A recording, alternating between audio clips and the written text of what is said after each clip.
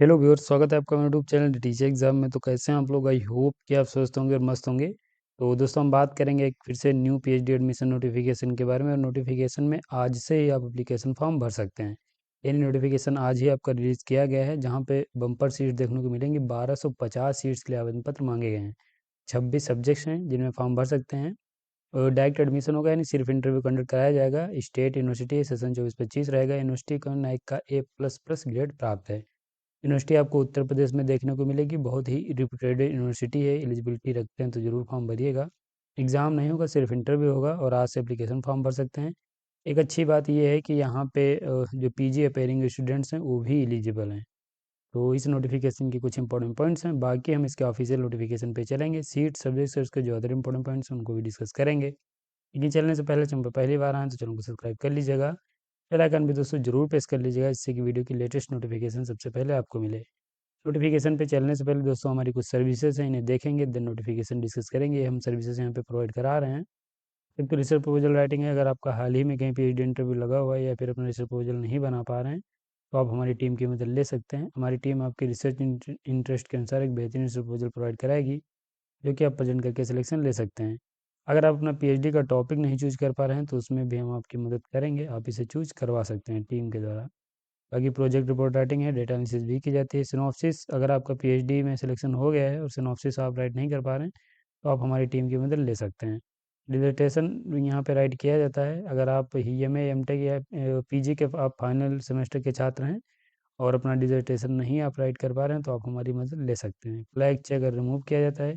PhD PIQ भी available हैं, आप इनको चेक करके डाउनलोड करके आपको एग्ज़ाम में बूस्ट मिलेगा, ईजिली एग्ज़ाम क्वालिफाई कर पाएंगे। ये हमारा नंबर दिया गया है। किसी भी सर्विस के लिए आप इस नंबर पे व्हाट्सएप कॉल या फिर व्हाट्सएप पे मैसेज कर सकते हैं। ये वेबसाइट दी गई, यहाँ पे भी हमारी सारी कोर्स से संबंधित डिटेल्स दी गई हैं। तो ये सर्विसेज हैं, लाभ लेना चाह रहे हैं, लिंक डिस्क्रिप्शन में मिल जाएगा, विजिट कर सकते हैं। नोटिफिकेशन पे चलेंगे, यूनिवर्सिटी के बारे में डिस्कस करेंगे। तो दोस्तों, यहाँ पे आपका जो नोटिफिकेशन है, चौधरी चरण सिंह विश्वविद्यालय मेरठ की तरफ से आवेदन पत्र मांगे गए हैं, जो कि बहुत ही बेहतरीन आपकी स्टेट यूनिवर्सिटी है। यूनिवर्सिटी को नाइक का A++ ग्रेड प्राप्त है। ये आपका जो नोटिफिकेशन है वो यहाँ पे 27/11/2024 को रिलीज़ किया गया था और आज से एप्लीकेशन फॉर्म है नहीं, 28 तारीख से आप भर सकते हैं। तो यहाँ पे इसके अन्य पॉइंट देखेंगे। ये आपका नोटिफिकेशन है, डाउनलोड करना चाह रहे हैं तो आप मेरे टेलीग्राम चैनल से डाउनलोड कर सकते हैं।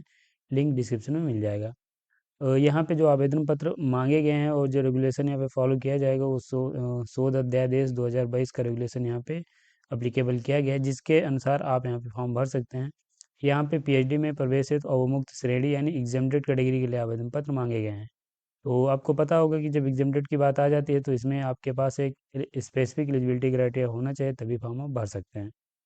तो ये यहाँ पे दिया गया, ये ऑफिशियल साइट दिया गया, इस पर आप विजिट करके फॉर्म भर सकते हैं। कैसे अप्लाई करना है आगे हम बता देंगे। ये आप यहाँ पे देखेंगे, वेबसाइट पे ऑनलाइन जो एप्लीकेशन फॉर्म उपलब्ध हुआ है उसकी तिथि 28/11/2024 है, यानी यहाँ से फॉर्म भर सकते हैं। आवेदन फॉर्म की जो लास्ट डेट है वो 2/12/2024 है, तो बहुत ज़्यादा आपको समय नहीं मिलेगा। अगर आप एलिजिबिलिटी है आपके पास तो आप इजीली फॉर्म भर दीजिए, ज़्यादा आप लास्ट डेट का इंतजार मत करिएगा। आवेदन की जो फीस है, यानी एप्लीकेशन फ़ीस जो है वो यहाँ पे सामान्य वर्ग एवं अन्य पिछड़ा वर्ग है तो 2500 रुपये है। SC ST और दिव्यांग अभ्यर्थियों के लिए 1500 रुपये फीस रखी गई है। यहाँ पे अवमुक्त यानी एग्जेम्प्टेड कैटेगरी में कौन से कैंडिडेट्स आएंगे, तो देखिए यहाँ पे अगर आप UGC CSIR ICMR net JRF ये कुछ उत्तीर्ण हैं तो आपको एग्जेम्प्टेड रखा जाएगा। चौधरी चरण सिंह विश्वविद्यालय मेरठ में प्रवेश परीक्षा के माध्यम से एमफिल डिग्री धारक जो अभ्यर्थी हैं उनको भी यहाँ पे अवमुक्त यानी एग्जेम्प्टेड में रखा जाएगा।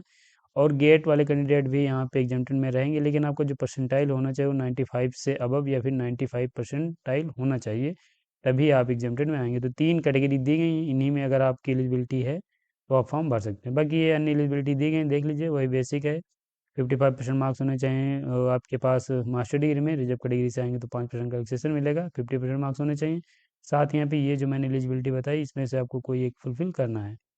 नीचे चलें और बात करें इसके अन्य पॉइंट्स की, तो यहाँ पे नीचे आ जाएंगे। यहाँ पे बताया गया है कि जो कैंडिडेट फाइनल सेमेस्टर के हैं, जैसे कि आप पीजी के फाइनल या फिर फाइनल सेमेस्टर के छात्र हैं और आपके पास जो एलिजिबिलिटी दी गई, जैसे कि आप नेट या फिर JRF हैं या फिर आप गेट क्वालिफाई हैं या फिर एमफिल हैं, तो आप यहाँ पे फॉर्म भर सकते हैं।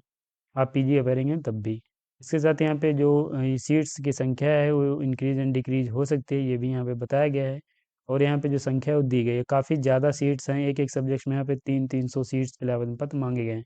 तो ये आप देखेंगे यहाँ पे, अगर आप फॉर्म भरते हैं उस सब्जेक्ट में, अगर आपके पास एलिजिबिलिटी है तो फॉर्म भरिएगा, चांसेस आपके यहाँ सिलेक्शन प्रक्रिया की बात करें तो यहाँ पे जो भी कैंडिडेट्स एलिजिबल होंगे उनको कॉल किया जाएगा इंटरव्यू के लिए। आरईसी में आपको एलिजिबल होना है, उसके सामने आपका साक्षात्कार इंटरव्यू होगा, 30 नंबर का आपका इंटरव्यू होगा। इसी के आधार पे आपकी मेरिट लिस्ट तैयार की जाएगी। इसमें एक शर्त और भी रखी गई है कि मिनिमम आपको इस साक्षात्कार में 12 या इससे अधिक अंक प्राप्त करने होंगे। अगर आप इससे कम मार्क्स ले आएंगे, अगर आप 11 या इससे कम मार्क्स लाते हैं तो आपको पहले ही अनुत्तीर्ण माना जाएगा और आप आपके आगे की प्रक्रिया जो कैंसिल हो जाएगी। यानी आपको इस इंटरव्यू में 12 या इससे अधिक मार्क्स लाने हैं। तो 12 या इससे अधिक मार्क्स अगर आप लाना चाह रहे हैं तो यहाँ पे तो आप तो आपके रिसर्च प्रपोजल के मार्क्स जुड़ेंगे, दूसरा आप जितना अच्छा इंटरव्यू देंगे उसके जुड़ेंगे। इसी में रिसर्च प्रपोजल में आपका जो रिसर्च प्रपोजल होता है, पीपीटी होता है और लिटरेचर होता है, ये अगर आप सब कुछ करेंगे तो यहाँ पे आपको 12 से अब मार्क्स ऐसे ही मिल जाएंगे। बाकी यहाँ पे मेरिट लिस्ट तैयार होगी, उसमें आपको आना है। तो अगर आप एक अच्छा प्रपोजल नहीं बना पा रहे हैं तो आप हमारी टीम की मदद ले सकते हैं। हमारी टीम सभी कैंडिडेट वेल क्वालिफाइड हैं, सभी कैंडिडेट पीएचडी स्कॉलर हैं। हम आपका जो रिसर्च प्रपोजल बनवाते हैं या फिर उसमें जो आपकी मदद करते हैं वो काफ़ी क्वालिटिव कंटेंट की आपकी मदद की जाती है, जिससे कि आपका इजीली सिलेक्शन हो जाए। आप हमारे अगर टेलीग्राम में विजिट करेंगे तो वहाँ पे देखेंगे बहुत से सारे कैंडिडेट्स का हमारी टीम के द्वारा जो प्रपोजल बनाए गए हैं उनको प्रेजेंट करके सिलेक्शन हुआ है। और इसी यूनिवर्सिटी में कई सारे कैंडिडेट्स का हमारी टीम के द्वारा बनाए गए इस प्रपोजल के माध्यम से सिलेक्शन हुआ है। बाकी यहाँ पे जो प्रेफरेंस मिलेगी तो पहले तो जेआरएफ के कैंडिडेट्स को मिलेगी, जिन कैंडिडेट्स के पास जेआरएफ है, देन नेट वालों को मिलेगी। तो ये आप ध्यान रखिएगा, अगर आपके पास जेआरएफ है तो आपको फर्स्ट प्रेफरेंस मिलेगी।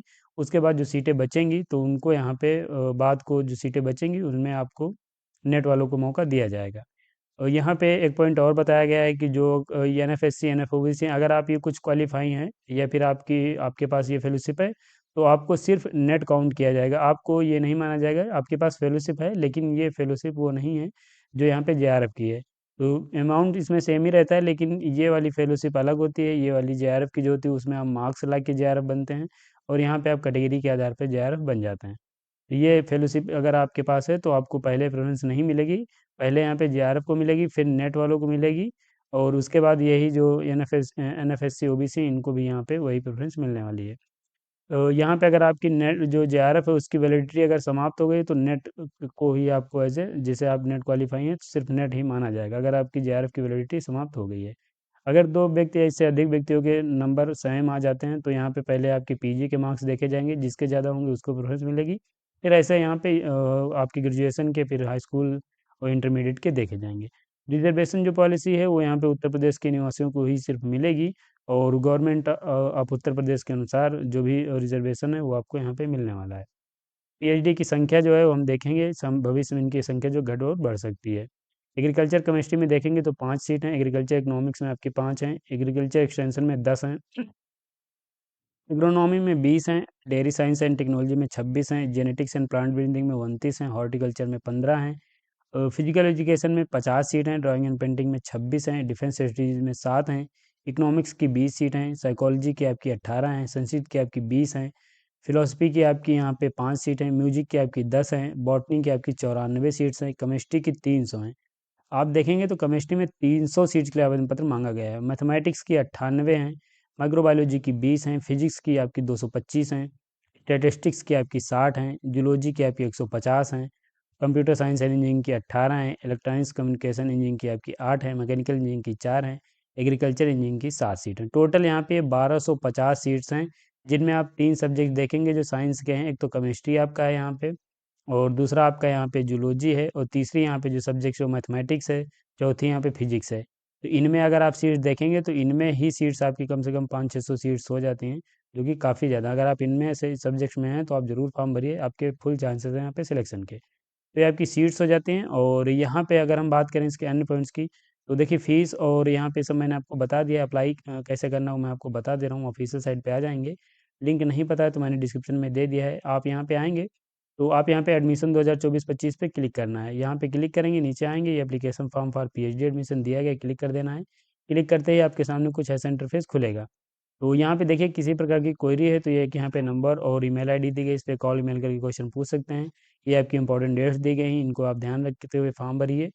जो अभी मैं नोटिफिकेशन डिस्कस कर रहा था वो ये यहाँ पे दिया गया, इंपॉर्टेंट इंस्ट्रक्शन दिए गए, यहाँ पे आप क्लिक करके डाउनलोड कर सकते हैं। बाकी ये ऊपर भी दिया गया है, बताया गया है कि जिन कैंडिडेट्स के पास 95 परसेंटाइल से गेट में कम मार्क्स हैं उनको यहाँ पे एग्जामटेड कैटेगरी काउंट नहीं किया जाएगा, यानी उनको इंटर एग्ज़ाम में अपेयर होना, लेकिन यहाँ पे इंटर एग्ज़ाम होगा नहीं, तो यहाँ पे उनको अगर आपके 95 फाइव से परसेंटाइल से कम है गेट में तो आप एलिजिबल नहीं हैं। ये एप्लीकेशन फॉर्म भरने का यहाँ पे रजिस्ट्रेशन का पेज दिया गया। अगर आप न्यू यूज़र हैं तो यहाँ पे आप अपना रजिस्ट्रेशन नंबर पासवर्ड यहाँ पे फिल करना है। अगर आप न्यू यूज़र हैं तो click here for new registration यहाँ पे दिया गया है, क्लिक करके अपने आप को रजिस्टर करना है, रजिस्ट्रेशन नंबर पासवर्ड बनाना है, उसके बाद अभी आप लॉगिन कर सकते हैं। तो अभी हो जाता है अप्लाई कैसे करना है ये भी। तो अभी इस नोटिफिकेशन में मैंने जितने भी आपके पॉइंट्स सभी बता दिए हैं, तो आप चेक करके फॉर्म भर सकते हैं। बाकी सर्विसेज हमारी दी गई हैं लाभ लेने के लिए, और ये नंबर दिया गया, इस पर आप संपर्क कर सकते हैं। तो यहीं पे हम वीडियो को समाप्त भी करेंगे। अगर आपको वीडियो पसंद आया तो लाइक कर दीजिए, चैनल पर पहली बार आए तो चैनल को सब्सक्राइब कर लीजिए, बेल आइकन भी दोस्तों जरूर प्रेस कर लीजिएगा, जिससे कि वीडियो की लेटेस्ट नोटिफिकेशन सबसे पहले आपको मिले। मिलेंगे ऐसे एक नोटिफिकेशन के साथ अपनी नेक्स्ट वीडियो में, तब तक के लिए जय हिंद, स्वस्थ रहें, मस्त रहें।